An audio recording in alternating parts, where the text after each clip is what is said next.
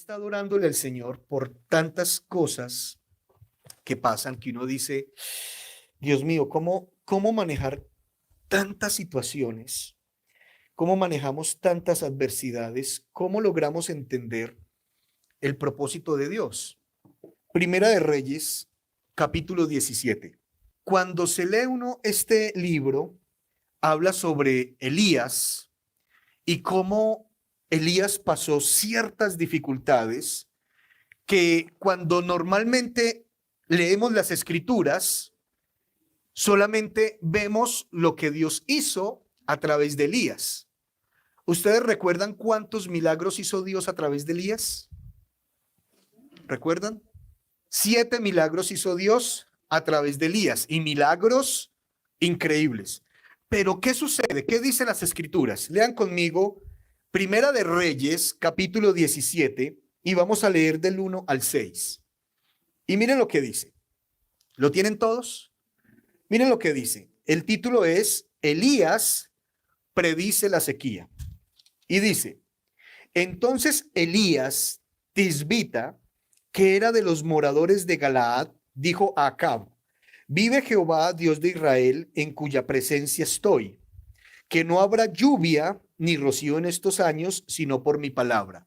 ¿Qué dicho caracterizaba a Elías? Siempre que Elías hablaba, había una frase que él decía que lo identificaba. Vive Jehová, en cuya presencia estoy. Siempre Elías lo decía. Y dice, y vino a él palabra de Jehová diciendo, apártate de aquí y vuélvete al oriente. ¿Y qué? Y escóndete ¿en dónde? En el arroyo de Querit, que está frente al Jordán. Beberás del arroyo y yo he mandado ¿a quién? A los cuervos que te den de comer. Y él fue e hizo conforme a la palabra de Jehová. Pues se fue y vivió junto al arroyo de Querif, que está frente al Jordán. Y los cuervos le traían pan y carne por la mañana y pan y carne por la tarde, y bebía del arroyo. Cuando empezamos a leer esta palabra, lo más que impacta es de dónde recibía la información que Elías transmitía al pueblo. Y la frase de él era, vive Jehová, en cuya presencia estoy. O sea, ¿dónde mantenía Elías? Mantenía en relación con Dios. Pero miren que esa relación con Dios era recibiendo información, pero había cosas de Elías que no estaban bien porque Elías era un ser humano como lo es usted y yo. Y dice la Biblia que Elías vivió cosas y tentaciones en el libro de Hebreos, pero era un hombre de Dios porque tenía poder en su oración. Y aquí es donde empieza lo interesante, que Dios le dice a Elías, apártate de aquí y vuelve al oriente y escóndete en el arroyo de Querit, que está frente al Jordán. Cuando empezamos a hacer el análisis de esta palabra, el Señor lo primero que le dice es, escóndete. Y cuando envió a esconderse, Dios envió a Elías a Querit, y Querit es un lugar de preparación. Quiero que escuchen esto. Es un lugar de preparación. El Querit es un lugar de búsqueda. El Querit es un lugar para apartarse. Significa prepararse y buscar a Dios. ¿Y cuál era la frase de Elías? Vive Jehová, en cuya presencia estoy. Y le dice el Señor, ve al arroyo y te separas de la gente y empiezas a buscarme. ¿Qué quería decir esto? Que Elías oraba y decía, estoy en la presencia de Dios, pero había cosas en Elías que Elías no había cambiado. Ahora, tal vez el Señor, cuando empezó a trabajar en el carácter de Elías, necesitaba que Elías reconociera que él era transformado por Dios, que él era movido por la palabra de Dios. Ahora, buscando el significado de estas palabras, encontré la palabra apartarse. Y esa palabra apartarse en hebreo es halak. Y halak tiene que ver con morir al ego, morir al yo, tener santidad. Entonces, cuando el Señor lleva a Elías al Querif, ¿qué necesitaba trabajar Dios en Elías? Su soberbia, su ego, su yo, porque llevar las cosas de Dios no es tan fácil como simplemente llegué y Dios me usó. Todos tenemos que ir a ese querit para ser transformados. Y miren que cuando él va a ese querit y empieza a tener esa dependencia de Dios, porque cuando el Señor le dice, ve que le he ordenado a los cuervos. Entonces, uno lee esto y uno dice, es muy bonita la historia, pero ¿qué tan real es? ¿Qué tan cierto es que iban los cuervos en la mañana y por la tarde y le llevaban pan y le llevaba carne? O sea, ¿cuándo han visto ustedes que un cuervo lleve carne? Si el cuervo es carnicero, esos son ellos, comen la carne y el Señor le dice, va y le llevan la comida a Elías. O sea que Dios tenía preparado el lugar para Elías y tenía la provisión para que Elías estuviera allí en el tiempo de él. Y el Señor le dice, ve al arroyo y la comida te la va a dar los cuervos. ¿Y de dónde iba a beber el agua? Del arroyo. Pero ¿qué era exactamente el arroyo? El separarse para Dios para trabajar su ego y trabajar su orgullo. Y cuando el Señor le dice, los cuervos te van a llevar la comida, ¿ustedes qué creen que pensó Elías? Unos cuervos trayéndome comida, o sea, es algo imposible. Por eso cuando el Señor lo aparta y Dios le dice, es que voy a mostrarte algo diferente de lo que soy yo. ¿Por qué? Porque nosotros estamos en un mundo natural y en el mundo natural, pues todo es natural. Y que Dios nos diga, apártate porque voy a trabajar en ti, voy a trabajar en lo que no te permite conocer lo que yo soy, eso es duro. Ahora, dice que era un lugar donde el apartarse era, nos hacía caminar hacia la muerte, o sea, renunciar al yo, renunciar a lo que yo podía hacer y empezar a depender de Dios. Porque ¿cómo hacía en el desierto Elías para conseguir comida? Simplemente tuvo que creer en ese momento de dificultad que Dios le dijo y que Dios le iba a cumplir. Pero, ¿cuántas luchas empezó a tener Elías en... ¿Ustedes se imaginan Elías salir por la mañana y mirar si viene cuervos? Salir por la tarde y mirar, ¿será que sí van a llegar? Pero cuando llegó la primera vez, ¿qué sentiría Elías cuando vio que sí por la mañana llegó el cuervo y le trajo esa comida como Dios dijo? Ahora, cuando nosotros empezamos en medio de tantas dificultades a ver respuestas de Dios, ¿por qué dudamos que va a seguir el proceso y el respaldo de Dios? Entonces, querer es morir al yo, es morir a lo que no me permite conocer a Dios, lo que no me permite entender que Dios es real. Somos supremamente naturales porque estamos en un mundo caído y estamos en un mundo natural. ¿Cómo Dios hace o cómo Dios nos trata para que empecemos a ser más espirituales y a conocer a Dios? Y es muy interesante lo que sigue leyendo allí. Entonces, el Señor le dice a Elías, ve a Querit porque allá te voy a dar agua, voy a tratar tu orgullo, voy a tratar tu ego, voy a cambiar lo que no es tuyo y voy a poner lo que es mío. Porque cuando empezamos a ser dirigidos por Dios, Dios empieza a quitarnos lo que no es de Él y empieza a colocarnos lo que es de Él. Entonces, el Señor ha usado a Elías y cuando Elías ha corrido, se ha ido, es porque el Señor le dijo, Elías, entonces Elías Tisbita, que era de los moradores de Galaad, dijo a Acab, vive Jehová, Dios de Israel, en cuya presencia estoy, que no habrá lluvia ni rocío en estos años, sino por mi palabra. Cuando Elías oró, no volvió a llover. ¿Cuántos años? 3 años. Y cuando el Señor le dice, ve y oras para que vuelva y llueva, él va y ora y llueve a los 3 años. O sea, ¿cuánto necesitaba escuchar la voz de Dios para que sucediera lo que Dios dijo? Ahora, ¿cuántas veces escucha uno que no es la voz de Dios y por el contrario nos confunde? Entonces el Señor, para que Elías pudiera encontrar y escuchar la voz de Dios, lo tuvo que separar de todo mundo para que empezara a adaptarse a la voz de Dios. Y miren que esto nos pasa a nosotros. ¿Cuántas veces Dios nos aleja de muchas personas? ¿Cuántas veces Dios nos mete en situaciones donde nadie sabe cómo ayudarnos, sino que tenemos un tiempo de reflexión y un tiempo de decir, Señor, o Dios, o no sé cómo será su relación con Dios, donde uno le pregunta, Dios, ¿qué hago en esta situación?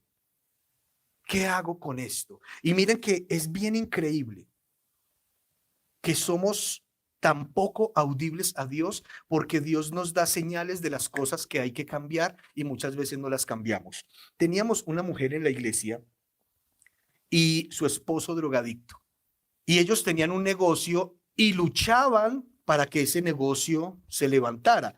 Pero ¿qué hacía el hombre con las finanzas? La droga. Y ella tenía que ir a sacarlo de esos lugares 2, 3 días. Ella se iba con la hija, lo encontraban en esos lugares, lo sacaban y lo llevaban a la casa y luchaban y nos decía, ¿qué hacemos? Le dijimos, mira, hay que hacer esto, hay que hacer esto, hay que hacer esto. Tan así que tenemos un pastor que fue rescatado de las drogas, él salió de las drogas y él hoy en día es pastor y es coaching. Y él maneja muchas fundaciones en Bogotá. Entonces le conseguimos una cita y lo primero que este pastor le dice es, mira, el primer problema que tiene tu esposo eres tú. Y ella le dijo, pero ¿por qué yo si yo lo quiero ayudar? Exactamente, porque tú le permites todo. Y ella no quería creer y no quería creer y no, que era que la estábamos juzgando mal, que él no era así, bueno, todo el cuento. A los días llega y nos dice, pastor, tengo un duende en la casa. Le digo, ¿un duende qué pasó?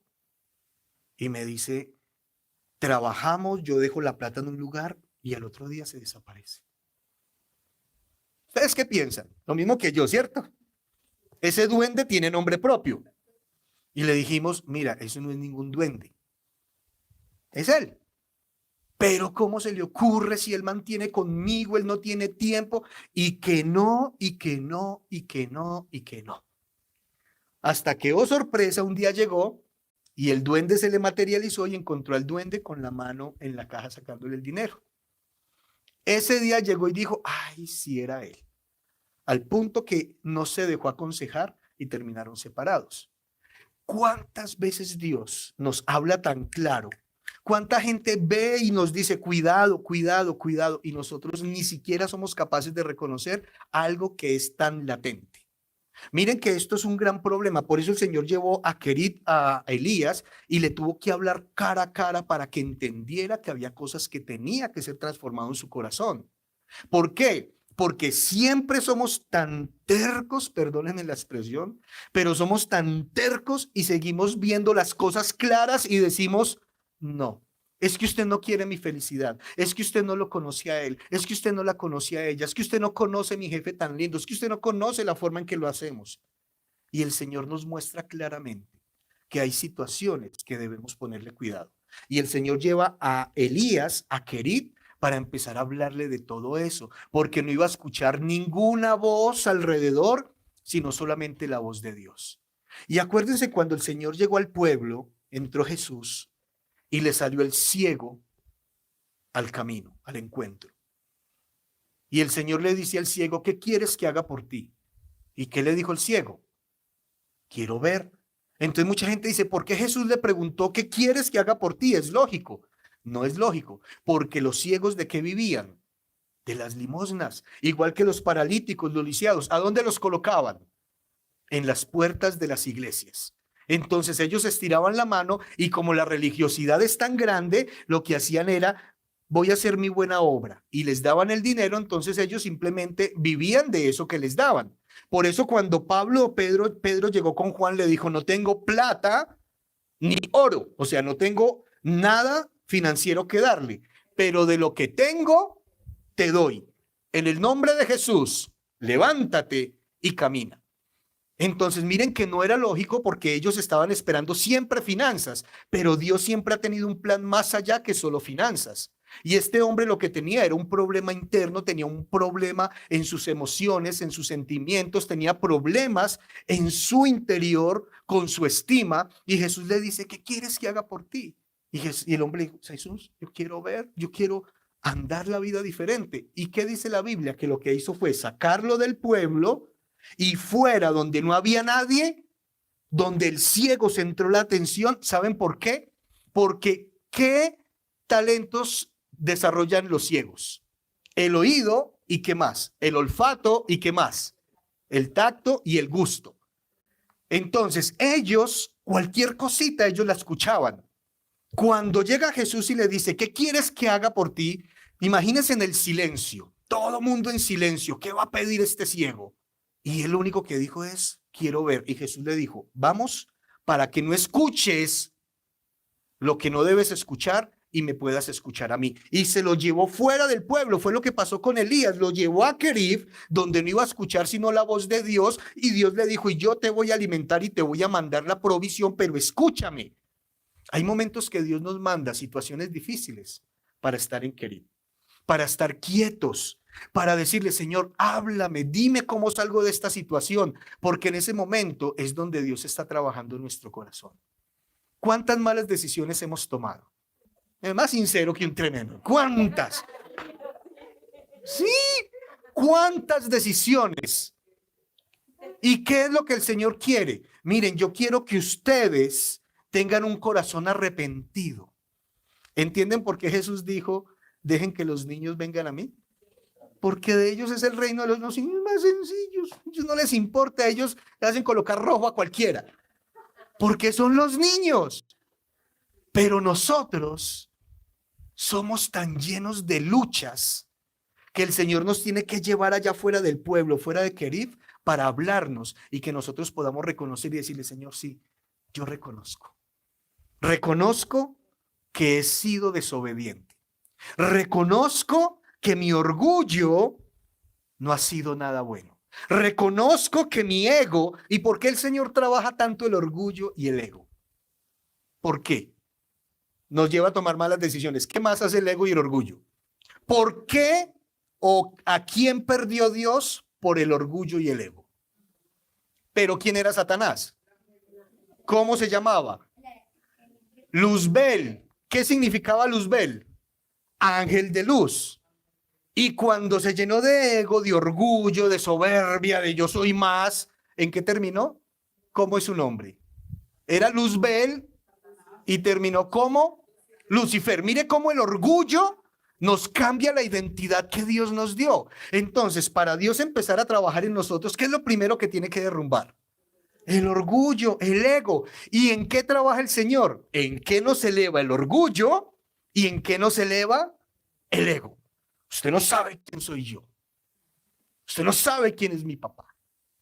Usted no sabe el dinero que yo tengo, de dónde lo he producido, mis capacidades. Y llega una quiebra. Y me llama mucho la atención cuando creo que es en Levítico, donde el Señor le dice al pueblo, es que les he dado tanto, pero ustedes no reconocen que soy yo el que les bendice. ¿Y se acuerdan la historia del rey Nabucodonosor? Nabucodonosor, tremendo rey, salió y dijo, es que todo lo que hay lo he conseguido por mi sabiduría, por mi poder, por lo que yo soy. ¿Y qué profecía le llegó a él? Que iba a ser como un animal. Y cuando uno lee las escrituras, ¿qué le pasó? Dice que él perdió el sentido por su orgullo y terminó viviendo en la selva con todos los animales durante 7 años. Y dice la Biblia que cuando Nabucodonosor a los 7 años reaccionó y dijo, Dios es Dios y Él es el que me dio todo, dice que volvió en sí y el Señor lo regresó a ser rey, pero regresó humilde. 7 años viviendo como animal. O sea, 7 años donde la piel se le volvió cuero. 7 años donde las uñas le crecieron. 7 años que se volvió barbado, no se bañaba. La agua del rocío, dormía en cualquier cueva. Hasta que Dios no le trató ese orgullo.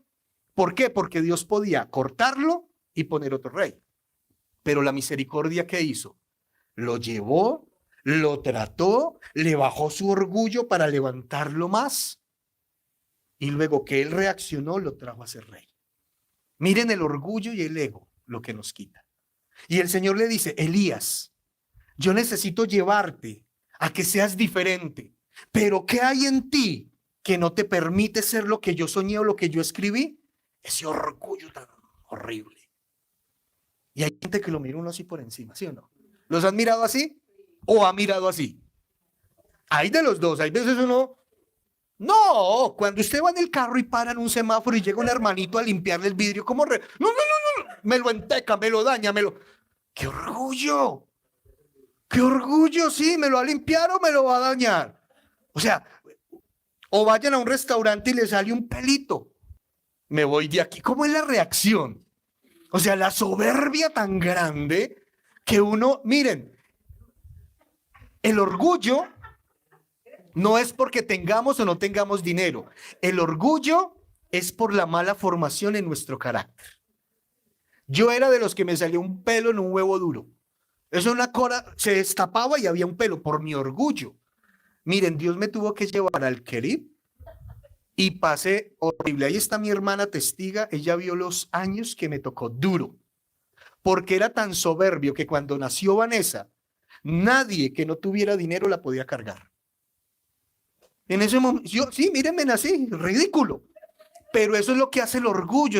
Y yo era así, y entrábamos en ese tiempo la llevábamos a Baby Ganga, pide lo que quiera. Una niña de año y medio que apenas caminaba, me acuerdo que le compramos un cochecito y era así. Y la niña pues es bebé y señalaba los colores, para la niña, para la niña. Dios mío, qué orgullo y qué soberbia, hasta que el Señor dijo, ah, sí. Era tan soberbio que salieron los celulares y me compré 3. Ah, sí. Y llegó el Señor y me cortó lo que me hacía creer que era yo. Estaba en una universidad privada, me quedé sin con qué pagar.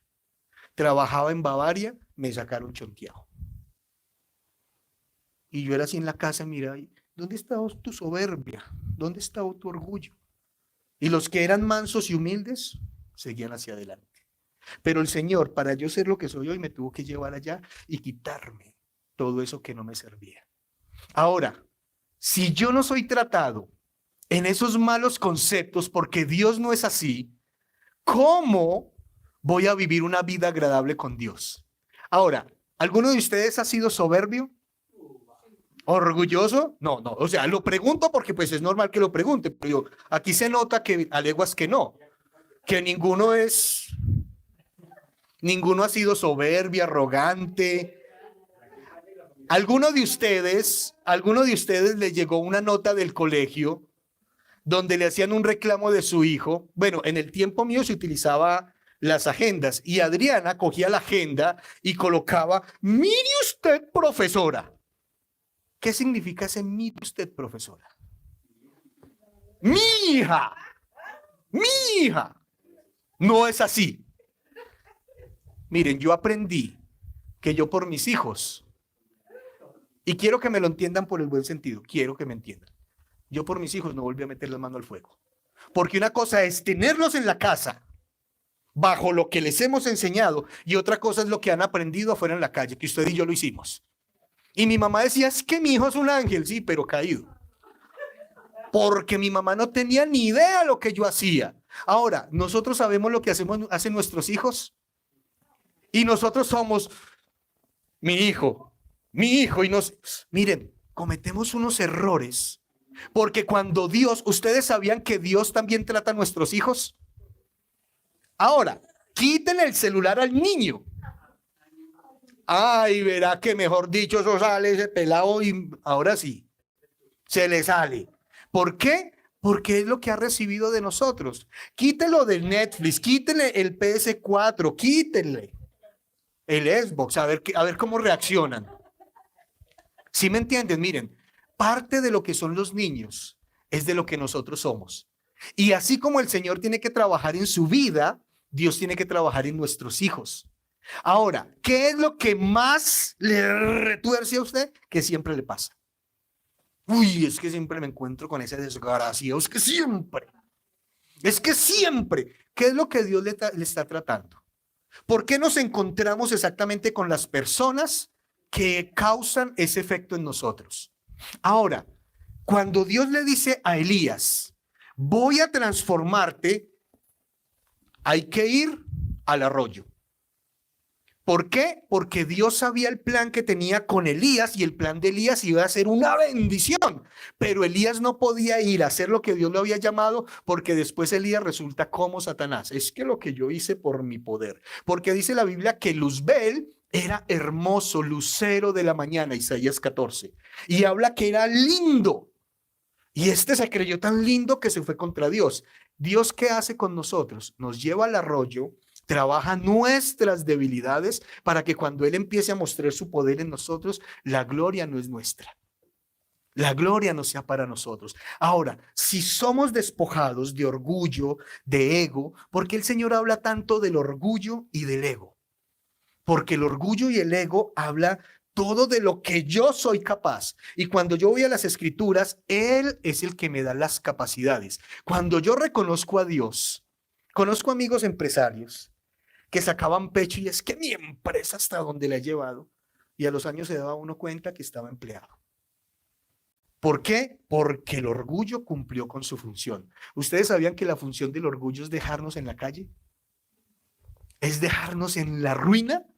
¿Ustedes sabían que la función del orgullo es hacer que la gente nos odie y que nadie quiere estar con nosotros? Miren, tenemos que tener cuidado con nuestros hijos. No hay nada como llegar uno a una casa con los hijos y que le digan o le hagan cara de que, ay, trajo el niño. ¿Les ha pasado?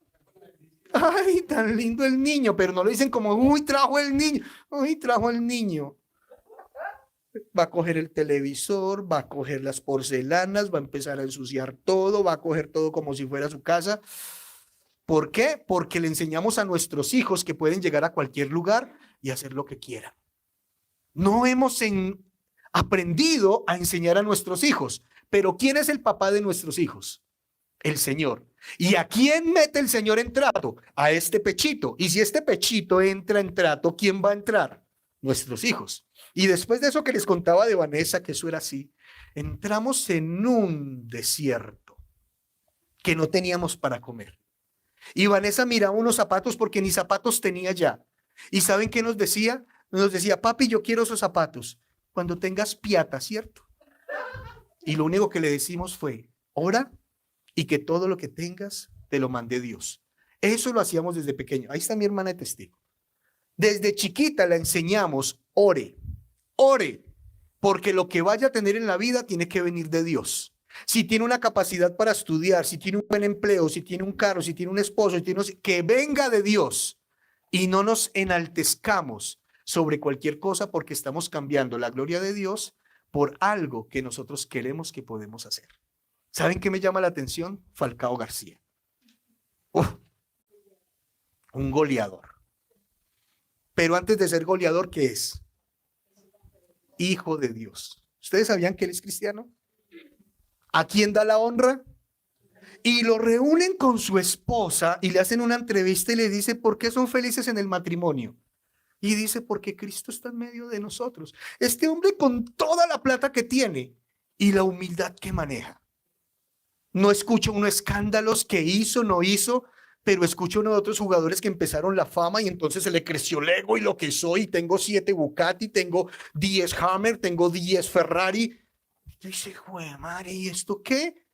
El orgullo. Y dice la Biblia que antes de la caída viene el orgullo. Y he visto la historia de futbolistas que antes de su caída, ¿qué les llegó? El orgullo nos tumba. ¿Ustedes sabían que Messi busca al Señor con una iglesia de Argentina? Y cuando fue coronado campeón, ese pastor dijo, porque conozco tu humildad. Conozco cómo en medio de tantas flores siempre haces así. Discreto con su fe, pero no ha cambiado su fe. ¿Cuándo han visto una foto de Messi abrazando mujeres? Las mujeres ahí y él acá. ¿Cuándo han visto Messi en fiestas o que le saquen fotos en tremendo yate con mujer? Jamás. Todas las fotos de Messi son con su esposa y sus hijos. Y su perro. Dígame cómo Dios no va a levantar a alguien que en medio de tanta riqueza es humilde, que le da el lugar a Dios. Señor, gracias, tengo esta mansión porque tú me la diste, hombre con plata. Y nosotros con una bicicleta ahí, señores, ¿cómo vamos a crecer? ¿Cómo Dios nos va a levantar si ese orgullo no nos deja? Hoy tenemos que decirle, Señor, trabaja en mí, trabaja en mis hijos. Señor, ¿me quieres llevar al arroyo? Llévame, perdóname. Lo que tengo, lo tengo por ti, porque tú me has dado las capacidades de hacer riquezas, dice la Biblia. Pero yo necesito empezar a entender que cuando Dios nos lleva al arroyo es porque hay planes de bienestar de parte de Dios. Cuando empiezo a caminar con Dios es lo que empiezas a quitarme lo que no sirve. Lo que empieza a hacerse el Señor es, te creé con un propósito, pero estás lejos de mi propósito. Ahora te voy a encaminar. Y eso sí que duele. Duele orar. Duele ayunar. Duele decirle, ¿por qué? Si uno ve a todo mundo que hace lo que quiere, ¿por qué ellos hacen lo que aquí no pasa nada? Y yo que quiero seguirte, a mí sí me la montas. ¿Les ha pasado? Sí, es real. Entonces yo te caí mal, el patito feo. Y empieza uno a ver los vecinos, mire ese borracho como le pega a la mujer. Miren, es que los hijos de ese sí, qué vergüenza, qué vergüenza. Y mis hijos son ángeles. Miren, estamos en Medellín, que el olor a marihuana es cosa.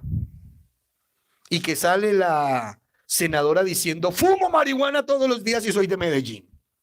O sea, aquí es normal. ¿Para el Señor es normal?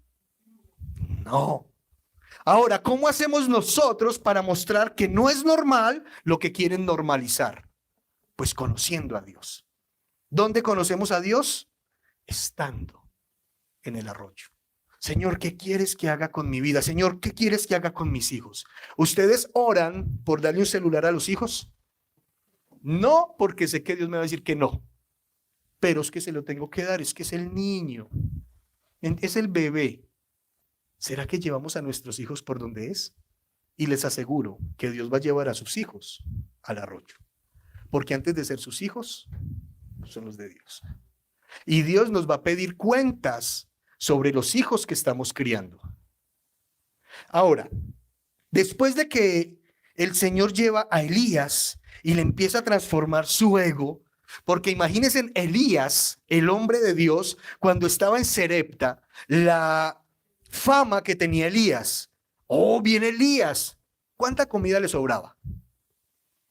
Profeta, ¿quieres comer hoy en mi casa? Porque la Biblia dice que al que recibe un profeta, ¿qué recibe?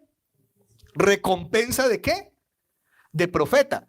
Entonces, cuando pasaba Elías, imagínense la gente diciendo, Elías, quiero que entres en mi casa, yo te voy a alimentar, porque todos querían la recompensa de un profeta. Entonces, por donde él pasaba, le sobraba la comida. Y le dice el Señor, ¿ah, sí? Para Querif.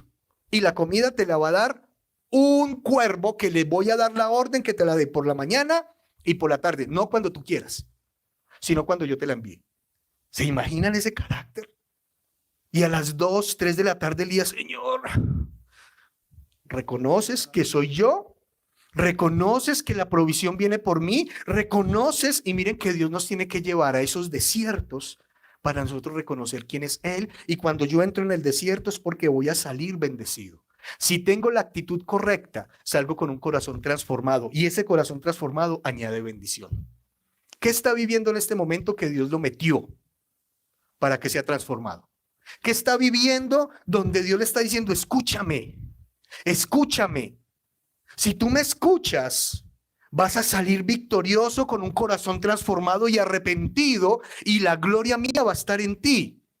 Pero depende de mí, escúchame. ¿Saben cuánto se demora el desierto en cada uno? Lo que cada uno se demore en morir a su yo. Ese es el tiempo que se demora en salir del desierto. Ahora, cuando salió, dice Elías y la viuda de Serepta. Quiero ser puntual en algo. El Señor le dijo, ve a Querit.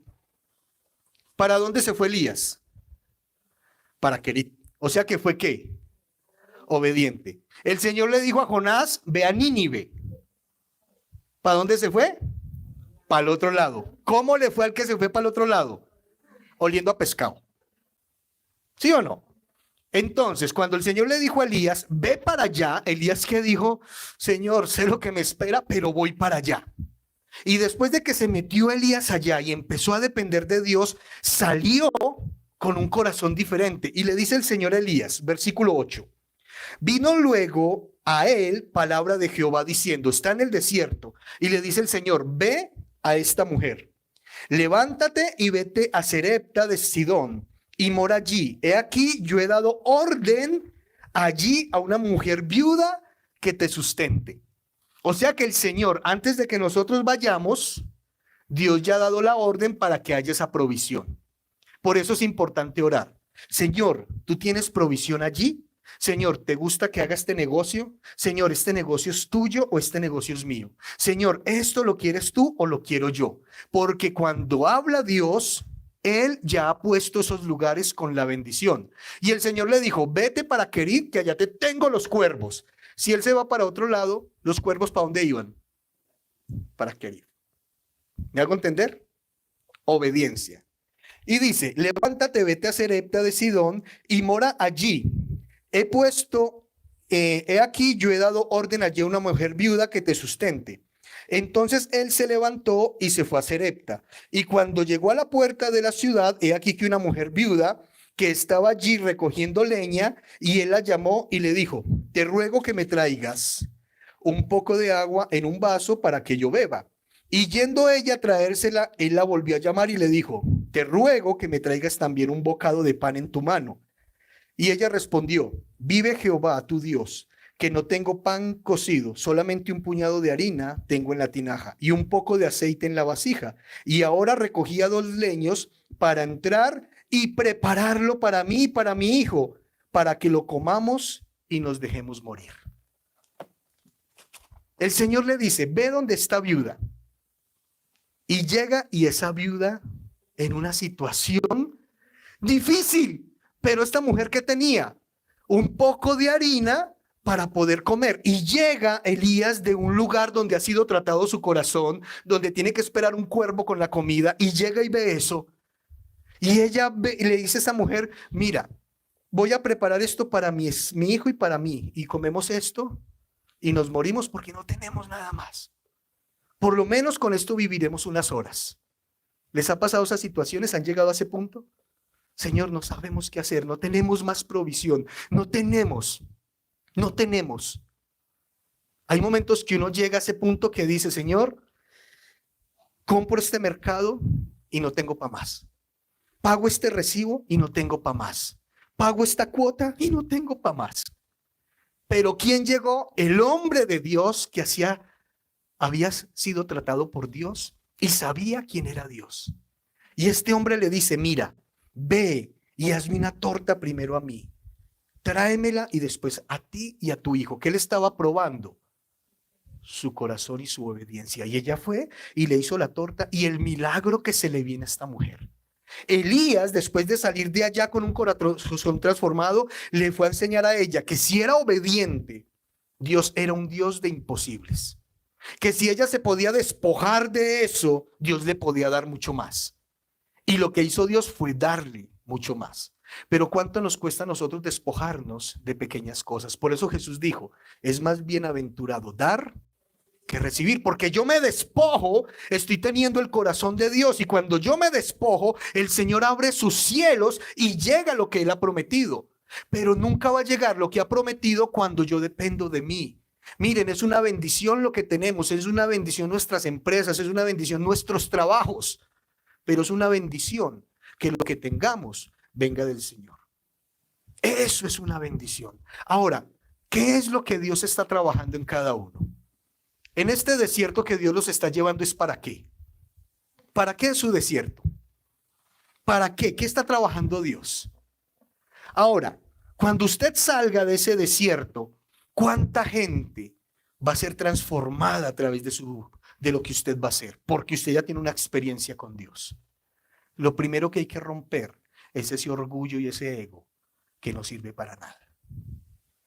Me acuerdo una vez conocí una familia, eso se los he contado, que la niña era solo marca. Su papá la enseñó marquillera. Si no era de marca, no se colocaba nada. Y les llegó el Querid. Y la niña, todas sus amigas estaban comprando una marca específica de jeans. Y le dijo al papá, todas mis amigas tienen ese jeans, yo lo necesito. En ese tiempo valía 300,000 pesos. Y el papá le dijo, mira, lo que me gané es para el mercado. O comemos o te compro el jean. Y como toda la vida le había dado gusto, pues la peleadita le hizo una pataleta que el hombre le compró el jean. Y quedaron aguantando en la casa. Se los digo porque yo me di cuenta. Tenemos que ser transformados. Que si vestimos marca o no marca, qué bendición. Dios siempre nos dará cosas buenas. Ahora, qué bendición que podemos comprar. Qué bendición. Pero si no podemos, pues también. Que me tengo que colocar una Tommy, pero me tocó una marca Miau, pues es lo mismo. O sea, yo sé que no es la misma calidad, pero miren, he aprendido que lo que se nos venga hay que saberlo enfrentar. Porque lo que enfrente con la actitud correcta, Dios va a ser glorificado y su palabra se va a cumplir en mí. Amén. Así que lo que se venga, enfrentémoslo humildemente. Lo que se venga, digámosle, Señor, tú estás en esto. Señor, aquí está, enfrentémoslo humildemente. Señor, qué humildad recibir estos 10 millones humildemente. ¿Qué es lo que tú quieres? Seamos humildes. Porque cuando uno tiene una actitud humilde frente al dinero, eso demuestra que el corazón ha cambiado. ¿Por qué? Porque el dinero no es malo. ¿Qué dice la Biblia? ¿Qué es lo malo? El amor al dinero. ¿Y quiénes son una de las personas más prósperas? Los judíos. ¿Qué dicen los judíos? Yo cuido la plata que tengo en el bolsillo, porque la que está en el banco se cuida solita. Y ellos cuidan de gastarse un peso mal invertido, porque sabe que por ahí pueden tener una fuga. Y a veces uno es tan orgulloso, hágale que yo pago. Una cosa es bondadoso y bendecir, y otra cosa es ser soberbio, venga para que se den cuenta. ¿Se notan? Es diferente, venga que yo pago, a que Dios me diga, mira, invita lo que no tiene. Dale que necesita. Hágale, mi hijo, yo pago. Esa actitud. A mí cuando me dicen, hágale paso, no, mi hijo, gracias, Dios también me dio para yo pagar. ¿Por qué? Porque es que a veces la gente quiere es descrestar que yo puedo. Y yo a veces les digo, yo también puedo. ¿Por qué? Porque el dinero no es el que corrompe, es el corazón de la gente que cree que eso les ha dado poder. Por eso a nuestras generaciones hay que enseñarles que la bendición viene de Dios. ¿Saben qué está haciendo mi esposa con los niños? Enseñándoles a diezmar. ¿Por qué? Porque ellos tienen que aprender a depender de Dios. Que ellos necesitan algo. Que vayan a papá Dios, Señor, ¿tú me das esto? No que dependan de nosotros. A nuestros hijos hay que enseñarles dependencia de Dios. Dele su moneda para que ellos vengan y Dios me dio, acá, para que ellos empiecen a ver respuestas de Dios. Enseñémosles que su dependencia es del Señor. Y cuando Elías llega donde la viuda y ve a ese niño, ¿ustedes creen que Elías dijo, uy, Señor, en la que me metiste, entonces me dan la torta y ellos se mueren? Elías llegó con esa presencia que sabía que ser obediente iba a hacer que la provisión abundara, pero tenía que pasar la prueba. Y la viuda tenía que enfrentar su corazón, ver a su hijo y decir, obedezco a la palabra, porque dice que Dios le dio la orden ¿a quién? A la viuda. O sea que esta viuda, ¿con quién hablaba? Con Dios. ¿Y Dios qué le dijo? Dale de comer al profeta. Y ella, o le doy comida al profeta, o le doy comida a mi hijo. ¿Qué hizo ella? Le dio al profeta, y cuando le dio al profeta, ¿qué se abrió? La provisión para todo. El orgullo no nos deja ver esto. El orgullo lo que dice es, ¿cómo se le ocurre? Muérase usted porque mi hijo. Cuando no somos llenos del Espíritu Santo, vemos las circunstancias de la manera del mundo caído y no del mundo que Dios nos ha puesto a manejar, el mundo espiritual. El reino de los cielos es siembra, porque no he visto justo desamparado ni su descendencia que mendigue pan. Por eso tener el corazón del Padre es tan difícil, porque aun cuando éramos pecadores, Dios envió a su Hijo a morir por nosotros. Nosotros no somos así. A nosotros el que no la hace, la paga. Ojo por ojo, diente por diente. No me alegro, pero siento un fresquito. Eso es lo que impide que la bendición llegue. Eso. No sé por qué se ríen, si acá no pasa eso. Tenemos que tener un corazón diferente. Necesitamos entender que la prueba es para traer bendición. La prueba es para cambiar nuestro corazón. La prueba es para escuchar a Dios. ¿Qué quiere Dios que yo haga? Y lo primero que tenemos que hacer es despojarnos de orgullo y soberbia, arrogancia. Eso no sirve, porque la humildad trae bendición. La humildad hace gente fuerte, la humildad hace sabios, la humildad trae la presencia de Dios, la arrogancia trae la presencia del diablo, porque así es. la arrogancia, esos que hablan. Y Dios mío, guárdalos del infierno. Es que ni allá lo reciben. Es tan horrible. Oremos que podamos tener una actitud correcta. Elías fue un hombre de Dios, pero fue tratado. Y no hay nadie que le sirva a Dios que no vaya a pasar por el desierto. Amén. No hay nadie que anhele ser instrumento de Dios que Dios no lo tenga que sacudir y quitarles algunas cositas. Así que lo que estén viviendo, me alegro, porque Dios está ahí. Que no puedo más, me alegro. Que está que llora y se revienta, me alegro. Y oraré para que no se reviente, pero que le duela más. Porque entre más Dios trabaje, mayor unción. Entre más obediencia, más respaldo de Dios. Entre más usted aguante. Miren, conozco un hombre que se separó y le han caído mujeres. Y mujeres, y no cualquiera. Le han caído muy las que vienen del infierno. Eso es una cosa que uno las ve y el hombre dice, uy, le digo, sí, y muestra las fotos, sí, unas modelos. Oh, maldita carne. Entonces, sí, yo le digo, hermano, ¿qué es lo malo? ¿Esta mujer o el deseo que hay en su corazón?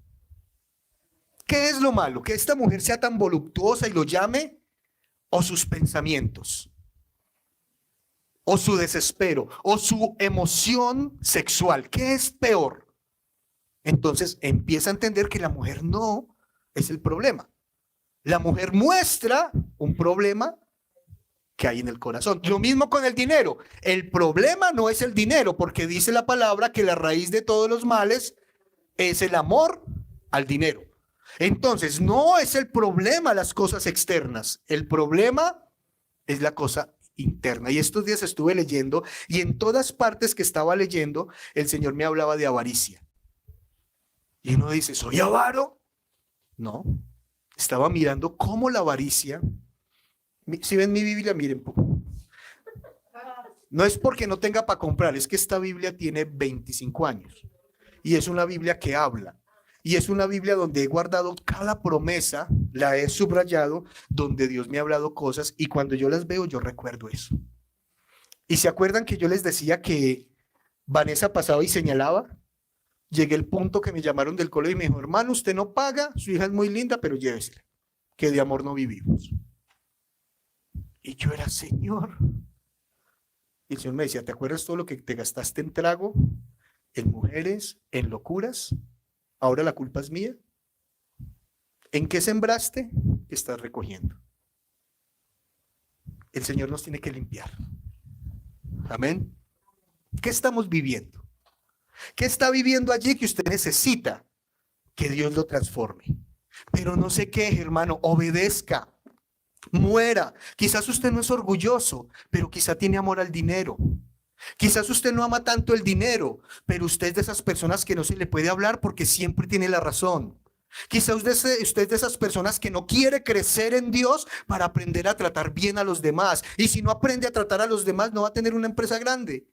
Porque si no sabe tratar a los que le están ayudando a hacer riquezas, Dios tampoco le va a bendecir. ¿En qué nos está tratando el Señor? ¿Han hablado con esas personas que todo es malo? Todo está siendo sol, uy, pero qué frío, qué cosa tan horrible. Esas que todo el día es clarito y todo es oscuro para ellos. Nosotros tenemos que ser luz porque de allá nos sacó el Señor. ¿Qué están viviendo? El Señor tiene que transformar eso en su vida. Pero está dispuesto a permitir que Dios trabaje, escucharte hablar. ¿Están dispuestos a que Dios les hable? ¿Están dispuestos a salir del desierto o se quiere quedar allí? Porque algunos son tan soberbios. Y se las cuento de esta manera. ¿Se acuerdan del faraón? ¿Sí? Las plagas del faraón. ¿Cuál fue una de las plagas? Las ranas. Y llega el faraón y llama a Moisés.